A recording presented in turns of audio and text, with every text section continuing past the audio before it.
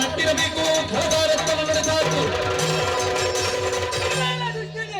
ನೇರವಾಗಿ ಬಂದದ್ದು ಮಾತ್ರವಲ್ಲದೆ ನಮ್ಮ ವಿಲಾಸವನ್ನು ಕೇಳುತ್ತಾ ಇದೆಯಲ್ಲ. ಅಯೋಧ್ಯೆ ಅಧಿಪತಿ ದಶರಥನ ಮಕ್ಕಳು ನಾವು, ರಾಮ ಲಕ್ಷ್ಮಣರೆಂಬುದಾಗಿ ನಮ್ಮ ಹೆಸರು. ಸತ್ಯ ಸಂರಕ್ಷಣೆಗೆ ಬೇಕಾಗಿ ಬಂದವರಿದ್ದೇವೆ. ಯಜ್ಞ ಕಂಟಕಿಯಾಗಿದ್ತಹ ನಿನ್ನ ತಾಯಿಯನ್ನು ಧರೆಗುರುಳಿಸಿದವರಿದ್ದೇವೆ. ಮುಂದುವರಿದು ಬಂದೆ ಎಂದಾದರೆ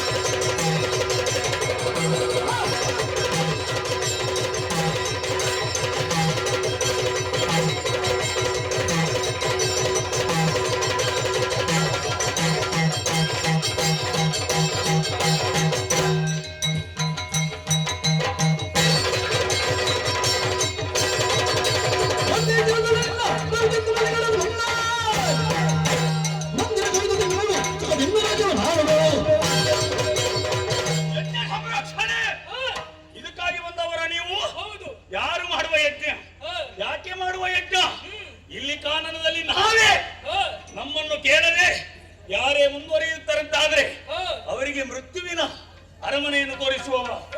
ಒಳ್ಳೆ ಮಾತಿಂದ ಹೇಳ್ತಾ ಇದ್ದೇನೆ, ಅವನನ್ನು ನೀವು ಸೇರಿಕೊಂಡು ಬೇಗ ಹೋಗಿಲ್ಲಿಂದ, ಇಲ್ಲದಿದ್ರೆ ಹೊಡಿದ್ದೇನೆ.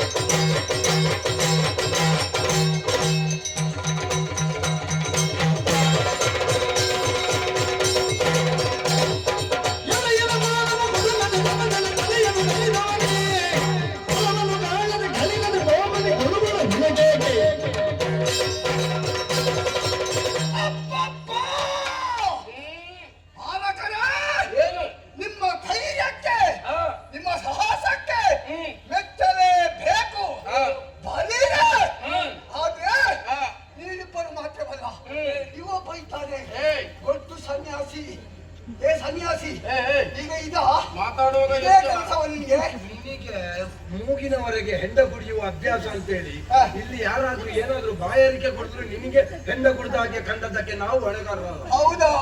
ನನ್ನ ಅಭ್ಯಾಸವು ನಿನಗೆ ಉಂಟಾ ಇಲ್ವ ಅಂತ ತಿಳಿಯುವಂತ ಹೇಳಿದ್ರು. ಗೊತ್ತಾಯ್ತಾ ನಿನ್ಗೆ? ನೀನು ಪರೀಕ್ಷೆ ಮಾಡ್ಲಿಕ್ಕೆ ನೀನು ದೊಡ್ಡ ಇದು ಈ ಕಾಡಿಗೆ ದೊಡ್ಡವನ ನಾನು. ನೀನು ಭಾವಿಸಿಕೊಟ್ಟು ನೀನು ನಿಂತದ್ದು ಎಲ್ಲಿ ಅಂತ ತಿಳ್ಕೊ. ನಾವಿರುವಂತಹ ಕ್ಷೇತ್ರದಲ್ಲಿ ಬಂದು ನಮಗೆ ಜೋಲ್ ಮಾಡ್ತೀಯ.